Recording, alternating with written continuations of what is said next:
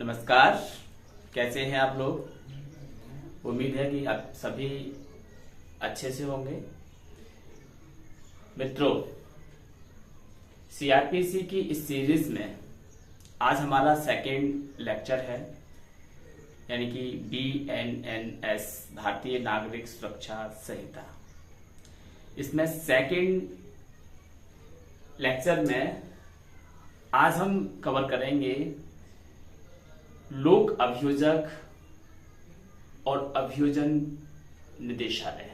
जी हाँ, लोक अभियोजक ऐसा व्यक्ति होता है जो न्यायालय में सरकार की तरफ से वकील की भूमिका में काम करते हैं। सामान्य शब्दों में यही इसकी परिभाषा है, लोक अभियोजक। क्योंकि जितने भी ऑफिसर्स होते हैं उनके लिए कोई कंट्रोल बॉडी होती है। अब लोक अभियोजकों के लिए या सहायक लोक अभियोजकों के लिए जो कंट्रोल बॉडी होगी वो अभियोजन निदेशालय होगी। तो आज हम यहाँ public prosecutors, upper public prosecutors and assistant public prosecutors के बारे में पढ़ेंगे, जानेंगे, समझेंगे। और ये लेक्चर आज का हमारा एग्जाम के भी पॉइंट ऑफ व्यू से बहुत मोस्टली इंपॉर्टेंट होने वाला है। इसके पहले वाला भी और ये भी। एग्जाम हॉल में एग्जामिनर कब क्या पूछ ले कुछ पता नहीं है, इसलिए हमें एक एक चीज को बहुत बारीकी से अध्ययन करना चाहिए। तो इसी अध्याय 2 में हम देखेंगे कि कल हमारा अध्याय 2 कंप्लीट नहीं हुआ था। इसमें लोक अभियोजक, आप इसे 2 भागों में तोड़ लीजिए। जैसे कल आपने जुडिशियल मजिस्ट्रेट और एग्जीक्यूटिव मजिस्ट्रेट को 2 भागों में डिवाइड किया था, ऐसे इसको भी आप 2 भागों में डिवाइड कर लीजिए। लोक अभियोजक, इसमें आपके अपर लोक अभियोजक, सहायक लोक अभियोजक, ये सभी आ जाएंगे। इधर आ जाएगा अभियोजन निदेशालय। अभियोजन निदेशालय। मित्रों, कल हमने धारा 6 से धारा 17 तक कंप्लीट किया था। आज हम पढ़ेंगे धारा 18 से। टोटल सेक्शन हमारे पास कितनी रहेंगी इसमें पढ़ने के लिए? 3 सेक्शन, 18, 19 और ये इधर सेक्शन 20। एक सेक्शन में यहां कंप्लीटली अभियोजन निदेशालय को कवर किया गया है, वही दूसरी ओर 2 सेक्शन में पब्लिक प्रोसिक्यूटर, अपर पब्लिक प्रोसिक्यूटर और असिस्टेंट पब्लिक प्रोसिक्यूटर, इसको कवर किया गया है। तो आइए एक एक से हम इनका अध्ययन करते हैं। पहले सेक्शन 18। सेक्शन 18 में बताया गया है कि प्रत्येक उच्च न्यायालय में, हमारे देश में प्रत्येक राज्य के लिए एक उच्च न्यायालय है और 2 राज्यों के लिए भी एक उच्च न्यायालय है। लेकिन प्रत्येक उच्च न्यायालय के लिए राज्य सरकार या केंद्र सरकार उस उच्च न्यायालय के परामर्श से क्या करेगी? एक लोक अभियोजकों का पैनल तैयार करेगी। ये कहां पर होगा? हाई कोर्ट में। ये ओनली हाई कोर्ट के लिए है। सेक्शन 18 उपधारा 1। हाई कोर्ट में मामलों का संचालन करने के लिए केंद्र सरकार या राज्य सरकार उच्च न्यायालय के परामर्श से लोक अभियोजक या अन्य अभियोजकों को योजक यहां पर नियुक्त किए जाएंगे जितने आवश्यकता हो। मान लीजिए एक उच्च न्यायालय में 10 जज पीठासीन है, तो 10 जजों के पास एक एक लोक अभियोजक होगा। सरकार की तरफ से। तो एक होगा मुख्य लोक अभियोजक और अन्य होंगे अपर लोक अभियोजक। ठीक है, उच्च न्यायालयों में मामलों का संचालन करने के लिए लोक अभियोजक हो गए। ठीक है, वहीं दूसरी ओर क्या होता है,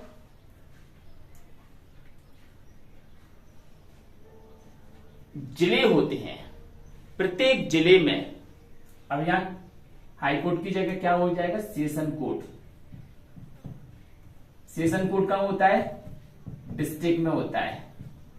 ठीक, प्रत्येक जिले के लिए क्या होगा, एक लोक अभियोजक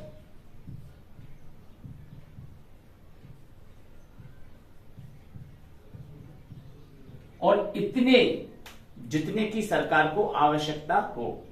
अपर लोक अभियोजक किसके न्यायालय में होंगे, ये सेशन कोर्ट में।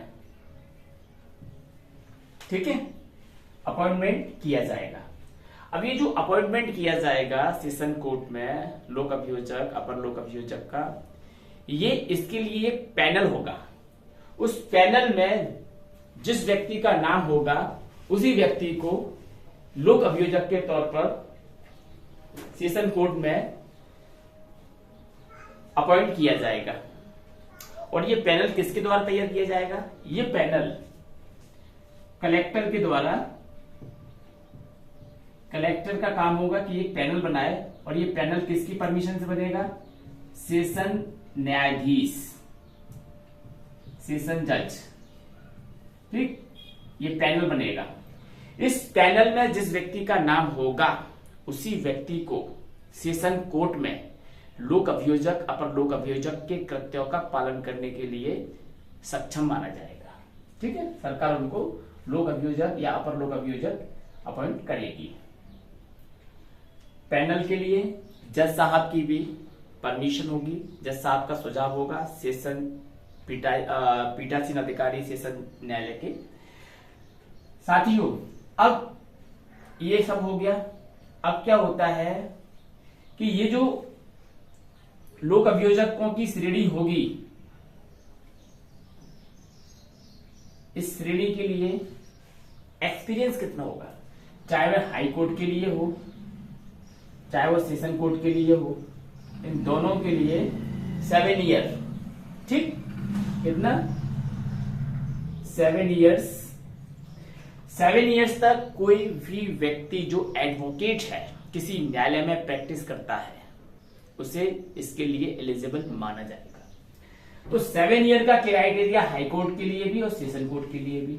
अब आपके मन में यह प्रश्न आएगा कि सर, महाधिवक्ता के लिए तो 10 वर्ष का एक्सपीरियंस है, विशेष लोक अभियोजकों के लिए अलग एक्सपीरियंस है। जी हाँ, महाधिवक्ता यहां पर डिसाइड नहीं किया जाएगा, यहां पर महाधिवक्ता नहीं है। महाधिवक्ता एक कॉन्स्टिट्यूशनल पोस्ट है, उसे कॉन्स्टिट्यूशन के अंतर्गत गठित किया जाता है। लेकिन महाधिवक्ता के जो कृत्य होते हैं वे सभी कृत्य एक वकील के जैसे होते हैं, लोक अभियोजक के जैसे होते हैं। लेकिन महाधिवक्ता लोक अभियोजक से अपर होते हैं, लोक अभियोजक नहीं माने जाते हैं। ठीक है, तो 7 ईयर एक्सपीरियंस चाहे हाई कोर्ट में हो चाहे सेशन कोर्ट में हो। ठीक है, इसके बाद हम आते हैं स्पेशल प्रोसिक्यूशन या स्पेशल पब्लिक प्रोसिक्यूटर। जब केंद्र सरकार या राज्य सरकार को ये लगता है कि विशेष मामलों के निपटारे के लिए या विशेष क्षेत्र के लिए विशेष न्यायालयों में विशेष लोक अभियोजकों की नियुक्ति की जाए और विशेष लोक अभियोजकों के माध्यम से न्यायालय क्या करती है, विशेष न्यायालयों में विशेष लोक अभियोजकों का अपॉइंटमेंट देती है। तो ये विशेष जो न्यायालय स्पेशल आता है, विशेष लोक अभियोजक, ये अभियोजक ये श्रेणी है। इसके लिए जो एक्सपीरियंस है वो 10 इयर्स है, क्योंकि विशेष मामले होते हैं, विशेष विधि पर आधारित होते हैं, तो ऐसे मामलों के लिए विशिष्ट लोक अभियोजक विशिष्ट एक्सपीरियंस की आवश्यकता होती है। और 10 ईयर आपको आंख बंद करके 10 ईयर लगा देना है, टिक कर देना है ऑब्जेक्टिव टाइप में। ठीक है, इसके बाद हम आते हैं सेक्शन 19 पर। सेक्शन 19 में असिस्टेंट पब्लिक प्रोसिक्यूटर्स की बात कही गई है। डियर्स, धारा 18 में एक बात और बताई गई है, और वो ये कि यदि सरकार के पास कोई नियमित काडर है तो उस रेगुलर नियमित काडर में से ही सरकार हाई कोर्ट के लिए और सेशन कोर्ट के लिए लोक अभियोजक या अपर लोक अभियोजक नियुक्त करेगी।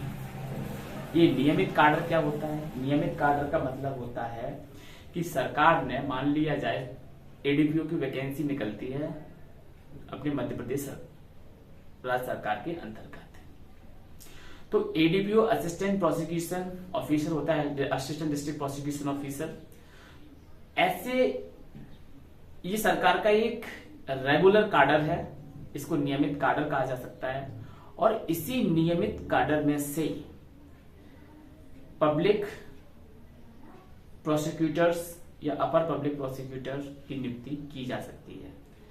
उसके लिए इस चीज को अवॉइड किया जा सकता है। कलेक्टर की जो लिस्ट है, जो पैनल है, पैनल वाली बात जरूरी नहीं है कि पैनल, लेकिन क्या होता है कि जो एडीपीओ लेवल के ऑफिसर्स हैं उनके पास इतना एक्सपीरियंस नहीं होता। इस कारण से सरकार को इस नियमित काडर से अपॉइंट करते हुए अधिवक्ताओं के ग्रुप से ऐसे लोगों को जो 7 ईयर एक्सपीरियंस या 10 ईयर एक्सपीरियंस होल्डर हैं, इनको न्यायालयों में, सेशन कोर्ट में या हाई कोर्ट में मामलों का संचालन करने के लिए नियुक्त किया जाता है।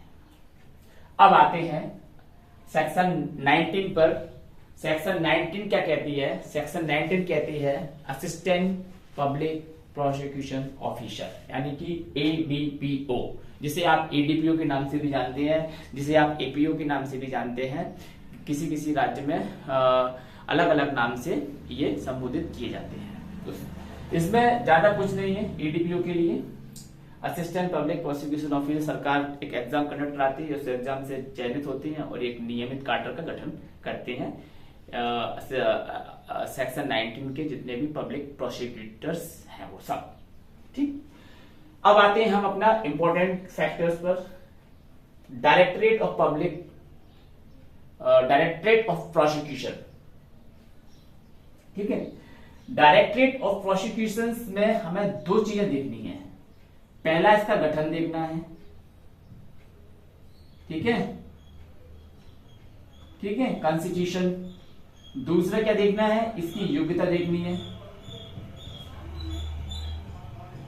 तीसरा क्या देखना है? इसकी अधीनस्थता।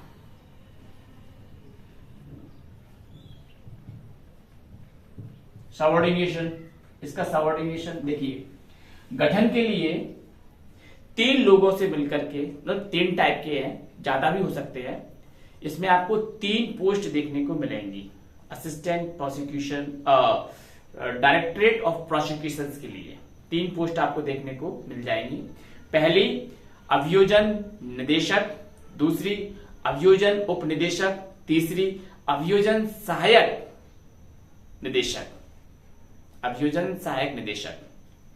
ठीक है, इसमें साथियों जो अभियोजन उपनिदेशक, अभियोजन सहायक निदेशक है, ये सरकार प्रत्येक राज्य के लिए एक निदेशालय होगा जो पूरे राज्य के वकीलों को, यानी कि जो सरकारी वकील हैं, महाधिवक्ता को छोड़ दें, तो इन सबको कंट्रोल करने के लिए अभियोजन निदेशालय की आवश्यकता पड़ती है। 3 लोगों से मिलकर बनेगा। 3 प्रकार की पोस्ट होंगी: अभियोजन निदेशक, अभियोजन उपनिदेशक, अभियोजन सहायक निदेशक। अभियोजन निदेशक एक ही होगा, सिंगल व्यक्ति, ये दो नहीं होंगे। लेकिन जो अभियोजन उपनिदेशक है ये कितने भी हो सकते हैं, इनकी कोई लिमिट नहीं है। और अभियोजन सहायक निदेशक ये भी कितने भी हो सकते हैं, इनकी भी लिमिट नहीं है। ठीक है, सरकार अपनी आवश्यकता अनुसार अभियोजन उपनिदेशक, अभियोजन सहायक निदेशकों की नियुक्ति करेगी। ठीक, दूसरा, राज्य स्तर पर अभियोजन निदेशक और जिले स्तर पर, जिले में प्रत्येक जिला अभियोजन निदेशालय होगा। देखिए जिले में क्या होगा, जिला अभियोजन निदेशालय।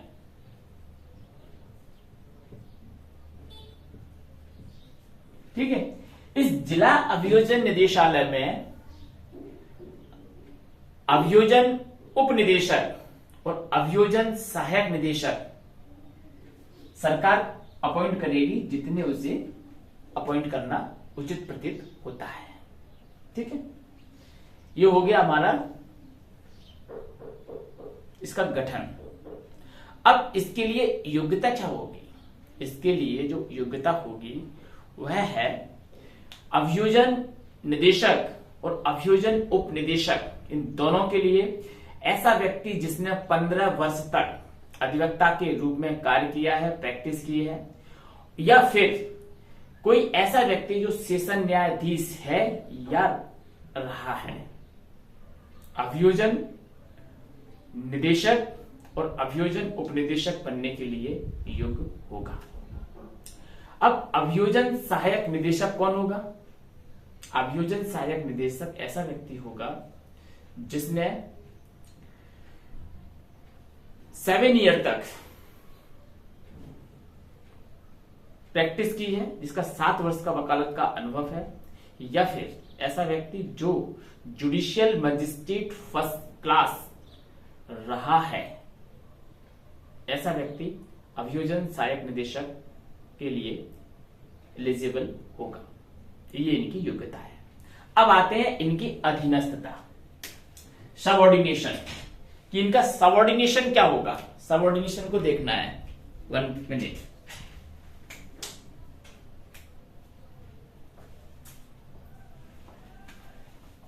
इनका सबऑर्डिनेशन देखना है अपने को कि इनका सबऑर्डिनेशन क्या होगा। सबऑर्डिनेशन की जो हायरार्की होगी, सबऑर्डिनेशन दैट मीन्स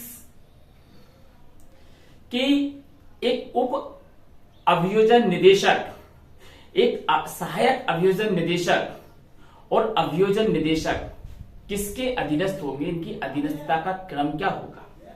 तो उस अधीनस्थता के क्रम को आज हम यहां देखते हैं। देखिए, जो राज्य स्तर पर अभियोजन निदेशक हैं, वह अभियोजन निदेशक राज्य में गृह मंत्रालय के प्रशासनिक नियंत्रण के अधीन होगा। ठीक है। सेकंड, जो उप अभियोजन उप निदेशक, ये किसके अधीनस्थ होगा? अभियोजन उप निदेशक और अभियोजन सहायक निदेशक, ये दोनों ही अभियोजन निदेशक के अधीनस्थ होंगे। ठीक है। तीसरा बचा अभियोजन उपनिदेशक। तो जो अभियोजन उपनिदेशक है वह अभियोजन निदेशक के भी अधीनस्थ होगा और वह अभियोजन उपनिदेशक के भी अधीनस्थ होगा। ये इनकी हायरार्की है। ठीक है। अब आते हैं कि जितने भी लोक अभियोजक हैं, अपर लोक अभियोजक हैं, हाई कोर्ट में या सेशन कोर्ट में, इनकी अधीनस्थता का क्रम क्या होगा, इस क्रम को जानते हैं। इनकी अधीनस्थता का क्रम होगा कि हाई कोर्ट में लोक अभियोजक और अपर लोक अभियोजक सभी अभियोजन निदेशक के अधीनस्थ माने जाएंगे। ठीक है। जिले में सेशन न्यायालय में शक्तियों का प्रयोग करते हुए सेशन कोर्ट में लोक अभियोजक और अपर लोक अभियोजक, ये सभी अभियोजन उपनिदेशक के अधीनस्थ होंगे। ठीक है। सेकंड, जो थर्ड है अपना, सहायक अभियोजन जो सहायक public assistant public prosecution officer जिसे एडीपीओ एपीओ बोलते हैं, इनकी अधीनस्था का क्रम क्या होगा? तो इनकी अधीनस्था का क्रम ये होगा कि ये जिले में सहायक अभियोजन सहायक निदेशक के अधीनस्थ होंगे। अभियोजन सहायक निदेशक के अधीनस्थ यहां पर मात्र केवल एपीओ और एडीपीओ ही होते हैं। जिले में सेशन कोर्ट में लोक अभियोजक, अपर लोक अभियोजक, ये सभी उप अभियोजन निदेशक के अधीनस्थ माने जाएंगे। सीधा सिंपल सा फंडा है। 3 है, हाई कोर्ट वाले सभी अभियोजन निदेशक के अधीनस्थ, सेशन कोर्ट वाले उप अभियोजन निदेशक के अधीनस्थ, और न्यायिक मजिस्ट्रेट के न्यायालयों में एडीपीओ एपीओ ये सभी सहायक अभियोजन निदेशक के अधीनस्थ। 3 तरह की आपको लोक अभियोजक देखने को मिलेंगे और 3 तरह के आपको अभियोजन निदेशालय में अधिकारी देखने को मिलेंगे। तो ये इनकी हायरार्की है, इनकी हायरार्की का क्रम है। तो साथियों, आज के लिए इस लेक्चर को हम यहीं स्टॉप करते हैं। कल फिर मिलते हैं किसी नए लीगल लेक्चर के साथ में। तब तक के लिए दीजिए हमको विदा, और इस वीडियो को लाइक करें, शेयर करें और अन्य लोगों तक भी इसको पहुंचाने में मदद करें। नमस्कार।